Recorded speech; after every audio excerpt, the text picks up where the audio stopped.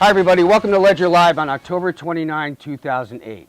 Now imagine this, it's a late summer night and the crickets are chirping. Two men are talking under the stars about a terrorist plot. One man says it would be easy to attack a U.S. military base. What he doesn't know is the other man is an FBI informant, and federal agents are listening to every word.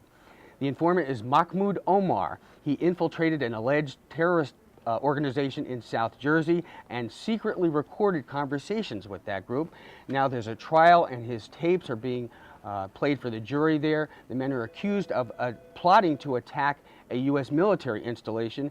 They have denied those allegations.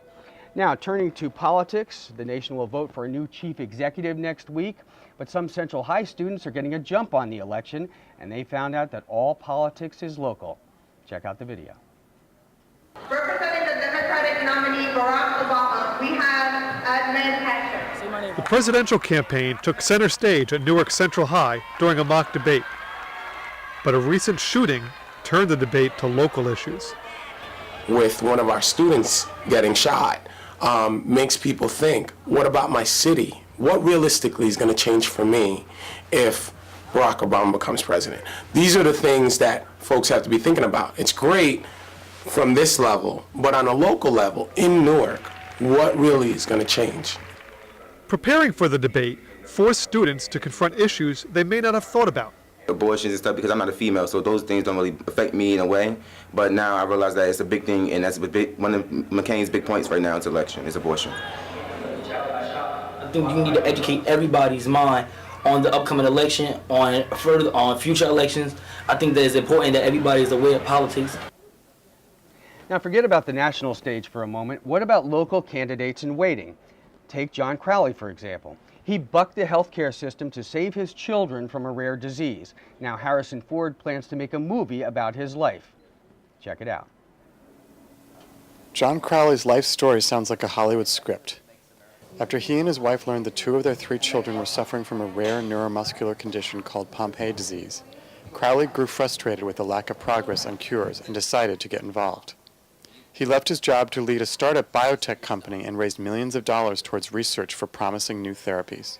Kids with Megan and Patrick's form of the disease, they typically wouldn't live past age 2 or 3 because of the size of their hearts. It would just become too heavy and too severe for them. And thankfully, the first generation therapy, the enzyme therapy that we helped to develop, has fixed and cured their hearts. Now what we're trying to do is to increase their muscular strength. I just have been tutoring Megan since she was in 2nd grade. She's just been delightful. I mean, she's been a great student. She's been getting A's and B's. She gets A's and B's in her school. And Hollywood is indeed interested. Harrison Ford bought the rights, and the film will begin shooting early next year. Now the question is whether Crowley's life story will translate into political success. That's Megan and her nurse Sharon. When Republicans were searching for a U.S. Senate candidate this spring, Crowley briefly considered a run, but decided against it for now. Yeah, it's not an easy decision to make. Clearly it's mostly John's decision, but it's something as a family that we've all talked about, because it would be a huge life change. I think in part, as a party, the Republican Party in New Jersey needs to rebrand the image and the message, and that's going to be a multi-year effort. Crowley is coy about his future, saying he has no current plans to run for office, but not ruling anything out. At the end of the day, we've learned more about life and love from Megan and Patrick and John than we've ever taught them. All right, we'll have to see where the casting is for that movie. Maybe Christian Slater could play him. I think there's somewhat of a resemblance. But finally, let's get to the weather. Yesterday we had a lot of snowfall in New Jersey, and we have some video of that. High Point State Park got 14 inches of snow. Lebanon Township in Hunterdon County had about 1 foot of the white stuff. And Mount Olive got 11.5 inches. So plenty out there for all the skiers who love this, and not for people like myself. And about 30,000 people are still without power this morning because of the high winds that took down some power lines.